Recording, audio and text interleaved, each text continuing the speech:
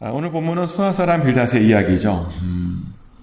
빌닷도 드디어 말씀을 읽어보니까 이제 대화가 길어지고 있어서 좀 짜증이 났습니다. 그래서 이런 말을 하죠. 2절 말씀입니다. 너희가 어느 때에 가서 말의 끝을 맺겠느냐 깨달으라. 그 후에야 우리가 말하리라 라고 말합니다. 그러니까 어느 때에 가서 끝을 맺겠냐는 거죠.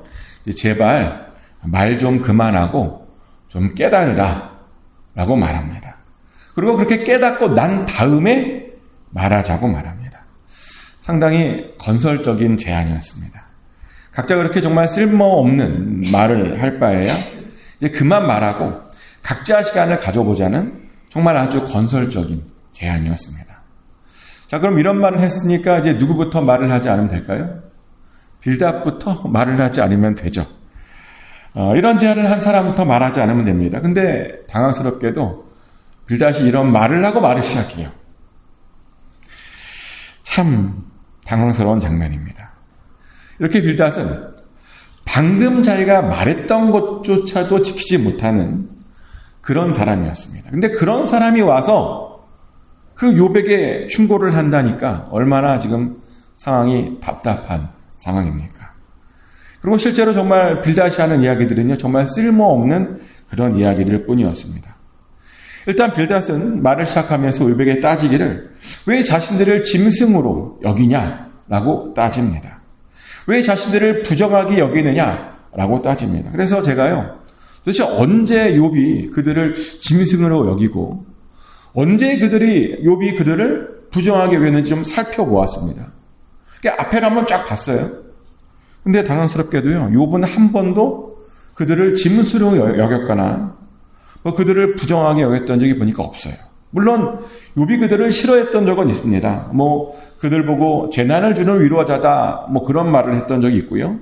또 그들이 하나님의 보상을 바라고 자신을 지금 비난하고 있다라고 그렇게 정죄했던 적은 있습니다. 근데 그 친구들을 그렇게 짐승으로 여기거나 그 친구들이 부정하다라고 그렇게 말했던 적이 없습니다. 그럼 왜 빌닷은 왜 욥이 자기들을 그런 취급했다라고 그렇게 생각하고 그렇게 하소연한 것일까요? 왜냐하면요, 제발 스스로 저렸기 때문이에요. 사실은 자기 스스로 자기를 짐승이라고 생각했기 때문입니다. 자기 스스로를 자기는 부정하다라고 그렇게 생각했기 때문입니다. 그 앞전에 엘리바스도 혼자 찔려서 막 난리를 치더니 지금 빌닷도요, 혼자 막 제발 저려서 이렇게 욥에게 또 난리를 친 겁니다. 자, 그럼 그렇게 제발이 저리면 어떻게 해야죠? 잠잠히 있어야죠. 뭔가 가슴에 양심에 찔리는 것이 있으면 회개를 하고 자중하고 돌아보고 살피고 그렇게 되는 건 아닙니까? 근데 빌닷이요, 거기까지 못 가요. 뭔가 찔렸는데 거기까지 못 가고 오히려 욥에게 막 비난하고 항의하고 정죄하고 자신이 상처받았으니까 너도 상처받아야 돼. 완전히 이런 거예요, 지금. 너도 한번 정말 나쁜 말 한번 들어봐라 하고 대놓고 이제 욥 보고 나쁜 말을 하기 시작합니다. 그럼 욥 보고 하는 말이 뭐라고 말하냐면요, 욥을 울분을 터뜨리며 자기 자신을 찢는 사람이다 라고 정죄를 합니다. 그러면 뭐라고 또 비아냥거리냐면 그렇게 한다고 땅이 버림이라도 받을 것 같으냐라고 말하고요. 그렇게 한다고 바위가 그 자리에서 옮겨지겠느냐라고 그렇게 계속 욥을 비아냥거립니다. 근데 이게 지금 욥에게 할 말이 아니죠. 아무리 욥이 자기에게 상처를 줬다고요, 욥에게 이런 말을 하면 안 됩니다. 왜냐하면 지금 욥이 어떤 상황이죠? 그 자식을 한꺼번에 잃은 사람입니다. 절대로 우리 부모들이 경험하고 싶지 않은 그런 일들을 경험한 사람입니다. 그리고 재산도 다 잊어버렸죠. 절대로 건강은 잊어버리지 말아야 된다는데 건강도 잊어버렸습니다. 그 누구보다도 위로가 필요한 사람입니다. 그런데 그런 사람에게, 그 누구보다도 욥이 지금 위로가 필요한데 그런 사람에게요, 이해는 못해줄 망정 품어주지는 못할 망정 나 상처받았으니까 너도 상처받아야 돼. 이렇게 정죄하고 비난한다니요. 참 사람이 못났어요. 그죠? 참 못났어요. 나도 받았으니까 너도 받아야 돼. 이렇게. 그러면 욥은 악인이다 라고 말하고, 악인의 최후가 어떻게 되는지 아느냐? 라고 악인에 대한 이야기를 시작합니다.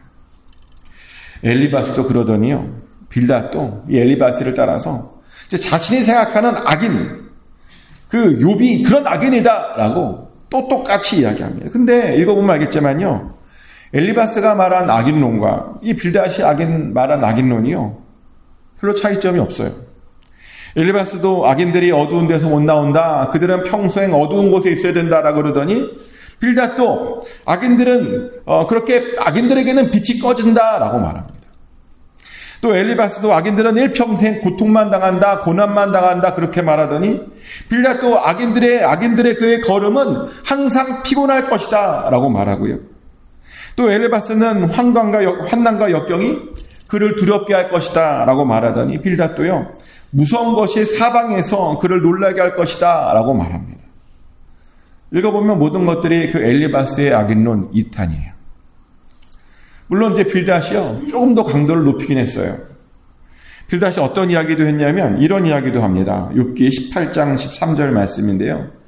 질병이 그의 피부를 삼키리니 그 사망의 장자가 그의 지체를 먹을 것이며, 질병이 그의 피부를 삼킬 것이래요. 사실 이 이야기는요, 욥에게 굉장히 큰 충격을 주었을 거예요. 왜냐하면 지금 욥이 어떤 상태였죠? 온몸에 피부병이 있는 그런 상태였습니다.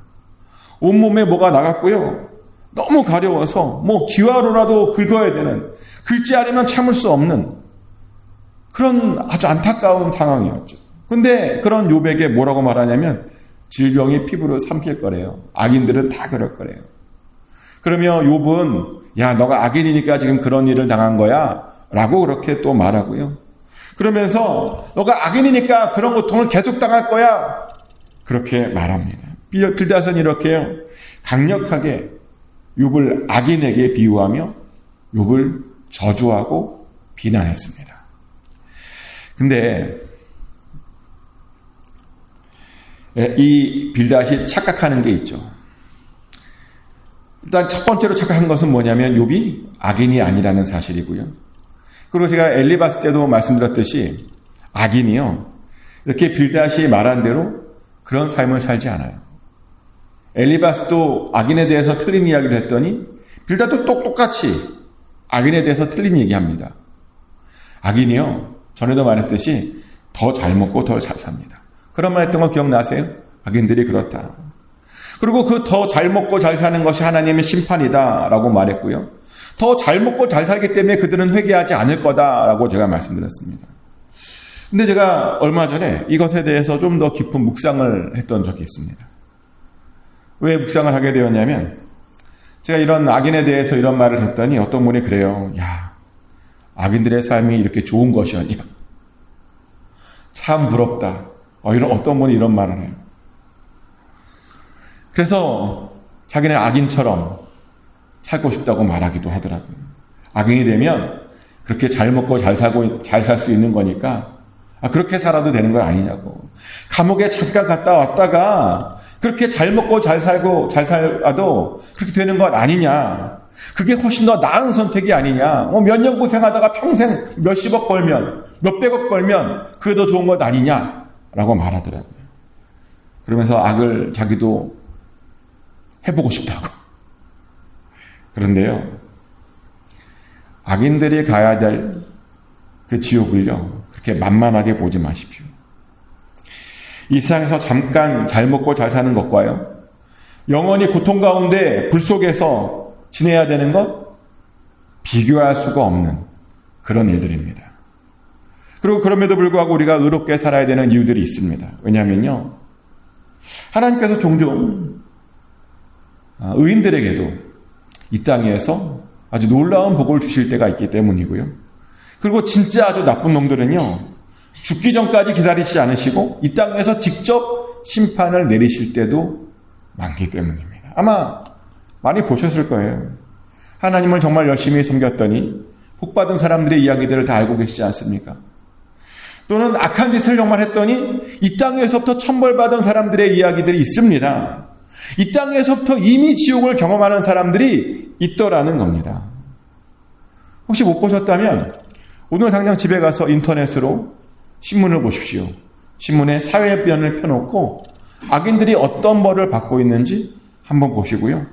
또 복받은 사람들의 이야기를 보고 싶다면 기독교란, 종교란에서 그런 사람들의 간증 이야기들을 읽어보십시오. 정말 많이 나옵니다. 악인들의 심판 이야기, 하나님의 사람들의 복받은 이야기들이요, 굉장히 많이 나옵니다. 하나님께서 어떻게 종종 이렇게요, 축복과 심판을 미루시지 않을 때도 있습니다. 그래서 우리는 절대로 악인들이 잘 먹고 잘 사니까 나도 그렇게 산다, 그런 생각을 절대로 해서는 안 됩니다. 그들은 이 땅에서도 심판받고 그리고 나중에도 심판받는다라고 하는 사실을 잘 알고 있어야 됩니다. 우리는 그런 악인들을 그래서요, 부러워할 것이 아니라 사실은 불쌍히 여겨야 됩니다. 그리고 동시에 의인으로서 우리가 살아야 됩니다. 그리고 의인으로서 하나님의 복을 받아야 되고요. 하나님께서 언제 우리들에게 복을 주실지 모르니 그 복을 우리도 잠잠히 기다리며 받아야 됩니다. 근데 그러려면 고난이 왔을 때 낙심하는 것이 아니라 기뻐할 수 있어야 됩니다. 왜냐하면요, 장차 우리들에게 나타날 그 영광은요, 지금 당하는 고난과 정말 비교할 수 없는 그런 것들이기 때문이죠. 로마서 8장 17절부터 18절까지 말씀입니다. 자녀이면 또한 상속자, 곧 하나님의 상속자요, 그리스도와 함께한 상속자니 우리가 그와 함께 영광을 받기 위하여 고난도 함께 받아야 할 것이니라. 생각하건대 현재의 고난은 장차 우리에게 나타날 영광과 비교할 수 없도다. 아멘. 성경은 분명히 우리에게 말하기를 우리는 하나님의 자녀다라고 말하고요. 그 자녀라고 하는 것이 무슨 뜻이냐면 상속자라고 말합니다. 그냥 상속자가 아니라 하나님의 상속자고요.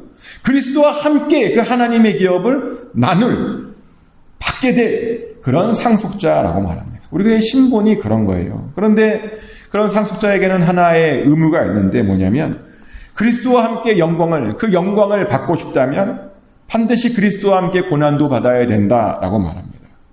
그러면 현재 우리가 받고 있는 고난과 앞으로 우리가 장차 받게 될 그 영광은 전혀 비교할 수 없다라고 성경은 분명히 우리들에게 말합니다.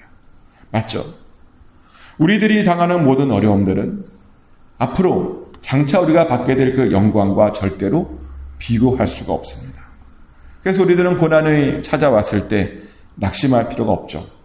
고난이 오면 기대해야 됩니다. 그 고난이 어떤 영광으로 바뀔까 우리가 반드시 기대해야 됩니다.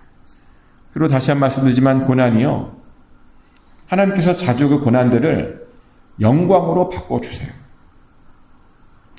저도 그런 경험 많이 했습니다. 여러분들 저를 어떻게 보실지 모르겠지만 저도 고생 좀 했어요.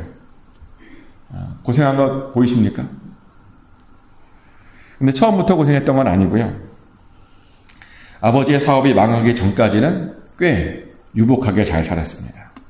집에 80년대였는데 80년대 초반에 집에 운전기사도 있었고 칼라 텔레비전도 있었고 입주과외 선생도 있었고 집에서 먹고 자는 가정부도 있었고 집에는 미국 집들처럼 잔디가 깔려있는 아주 넓은 뒷마당도 있었고 정말 부족한 것 없이 초등학교를 다녔습니다. 근데 그렇게 다니다가요, 아버지의 사업이 망하셨어요. 그래서 모든 식구들이 단칸방에 가서 살아야 했는데 심지어 그 집에는 화장실도 없어서요, 공용 화장실을 이용해야 했습니다. 너무 힘들었습니다. 왜냐하면 굉장히 호화롭게 모든 것을 다 누리다가 갑자기 다 없어지니까요, 정말 정신적으로 너무나 힘들었습니다. 근데 보니까 저만 힘든 게 아니었더라고요. 어느 날 부모님의 얼굴을 보니까요, 부모님의 얼굴에도 이렇게 그늘이 항상 있는 거죠. 근데 그 모습을 보는데 자식으로서 불쌍해 보이더라고요. 항상 너무 힘들어하고 미래가 없어 보이고. 그래서 그 당시 어린 저에게 어떤 목표가 생겼는데 부모님을 좀 기쁘게 해드리면 좋겠다라고 하는 작은 목표가 생겼습니다. 그래서 어떻게 하면 좀 부모님을 기쁘게 하면 좋을까? 방법이 뭘까? 고민을 하기 시작했고, 근데 어느 날 보니까 부모님께서 제 성적이 살짝 올라왔는데 되게 기뻐하시더라고요. 조금밖에 안 올라왔는데 되게 기뻐하시는 거예요. 그래서 그때부터 부모님 기쁘게 해드리는 게 간단하구나. 공부를 열심히 하고 좋은 성적 받아들이면 되는구나. 그래서 언제나 부모님을 향한 제 선물은 성적표였어요. 생일 선물도 성적표. 정말 잠도 자지 않고 부모님의 얼굴에 기쁨을 주려고 정말 열심히 공부했습니다. 근데 그렇게 했더니 나중에 보니까 그것이 제 인생에 아주 큰 도움이 되었습니다. 그냥 부모님 기쁘게 해드리려고 공부했던 건데 여러분들은 어떻게 생각할지 모르겠지만 나름 좋은 대학교에 들어갈 수 있었고요. 그리고 신학교에 들어가기 전까지는 굉장히 성공적인, 인정받는 그런 삶을 살 수 있었습니다. 돌아보니까 고난이 영광이 된 겁니다. 근데 저는 가끔 그런 생각을 해요. 만약 부모님이 그렇게 안 어려웠더라면 그렇게까지 열심히 공부했을까? 열심히 살았을까? 제 성격상 안 그랬을 것 같아요. 그리고 확실한 것이 부모님이 이렇게 어렵기 전까지는 공부에 별로 관심이 없었어요. 공부가 제일 싫었습니다. 세상에서 공부가 제일 어렵더라고요. 누가 그래요? 공부가 제일 쉽다고. 어려워요. 그리고 아마 그랬더라면 교회도 안 다녔겠죠. 제가 교회 다닌 이유가요. 사실 공부 때문이에요. 이런 얘기를 잘 안 했는데 어떤 에피소드가 있었는데 시험 전날이었는데요. 그날은 제가 무슨 날인지 교회도 안 다니면서 시험 전날에 잠을 잘 때 성경책을 읽고 잤어요. 근데 그 다음날 시험에 세 과목 시험 봤는데 다 맞았습니다. 너무 신기해서요. 야, 여기에 뭐가 있다. 여기에 뭐가 있는 것 같다. 그 다음 주부터 교회를 나갔습니다. 그런 것을 보면 어쩌면 부모님께서 그렇게 잘 살았다면 여기까지 오지 못하지 않았을까. 그런 생각을 합니다. 근데 하나님께서 고난을 주셨습니다. 하나님께서 연단을 주셨습니다. 그래서 하나님을 만나게 해주셨고 더 좋은 것도 주셨습니다. 그래서 저는 자신 있게 말씀드릴 수 있습니다. 지금 당하는 고난은 앞으로 올 영광에 정말 아무것도 비교할 수 없는 것이다. 그러니요, 고난당할 때 염려하지 마십시오. 고난을 당할 때 낙심할 필요가 없습니다. 근데요, 이렇게 말하면 또 그냥 아무 고난이다 다 받아도 되는 줄 아는데 사실 고난은 두 종류가 있어요. 하나는 나의 죄 때문에 당하는 고난이 있고요. 또 하나는 예수 그리스도 때문에 당하는 자발적인 그런 고난이 있습니다. 근데 이왕 당할 때 죄 때문에 고난을 당해서는 안 됩니다. 그리고 죄 때문이라면 빨리 회개하는 게 맞습니다. 그래서 회개함으로 그 고난을 극복해야죠. 그런데요, 이왕 우리가 고난을 당해야 된다면 반드시 예수 그리스도를 통한 자발적인 고난에 동참해야 됩니다. 왜냐하면 그래야 그 고난이 더 큰 영광으로 바뀔 수 있는 것이기 때문이죠. 그런데 욥의 고난은 사실 그런 고난이었습니다. 자발적이진 않았지만 하나님의 오르심을 증명하려고 했던 그런 고난이었습니다. 욥이 승리하면 하나님의 오르심이 사탄에게 증명되는 그런 고난이었습니다. 그리고 그랬더니 우리가 그 욥의 결말을 보면 욥이 마침내 더 큰 영광을 받게 되는 것을 우리가 알게 됩니다. 우리들도 그런 고난을 당해야 됩니다. 그러니 축복하는 것은 이왕 고난할 때, 고난 당할 때 그리스도의 고난에 동참하시기를 축복합니다. 그래서 반드시 꼭 더 큰 영광으로 돌려받게 되시기를 예수 그리스도 이름으로 축복합니다. 기도합니다. 하나님 아버지, 우리 삶에 여러 가지 고난이 있습니다. 그러나 그 고난 뒤에는 더 큰 영광이 있는 줄 압니다. 그 영광을 바라보고 우리가 인내하고 견디고 실망하지 않고 실족하지 않고 담대히 나아가게 하여 주시옵소서. 아버지 하나님, 악인들을 절대로 부러워하지 않도록 하여 주시옵소서. 의인들을 부러워하는 삶을 살아가게 하여 주시옵소서. 그래서 다른 사람들이 또한 부러워하는 그런 의인의 삶을 살아가게 하여 주시옵소서. 그래서 우리의 삶이 반드시 하나님께 영광이 되게 하여 주시옵소서. 오늘도 하나님께 부르짖습니다. 부르짖을 때 주여 역사하여 주셔서 속히 응답하여 주시옵소서. 오늘도 우리의 삶에 놀라운 기적과 표적을 허락하여 주시고 하나님의 놀라운 응답을 오늘 하나님 경험케 하여 주시옵소서. 오늘도 기대합니다. 예수 그리스도 이름으로 기도드렸습니다. 아멘. 주기도문을 올려드립니다. 하늘에 계신 우리 아버지, 아버지의 이름을 거룩하게 하시며 아버지의 나라가 오게 하시며 아버지의 뜻이 하늘에서와 같이 땅에서도 이루어지게 하소서. 오늘 우리에게 일용할 양식을 주시고 우리가 우리에게 잘못한 사람을 용서해 준 것 같이 우리 죄를 용서하여 주시고 우리를 시험에 빠지지 않게 하시고 악에서 구하소서. 나라와 권능과 영광이 영원히 아버지의 것입니다. 아멘.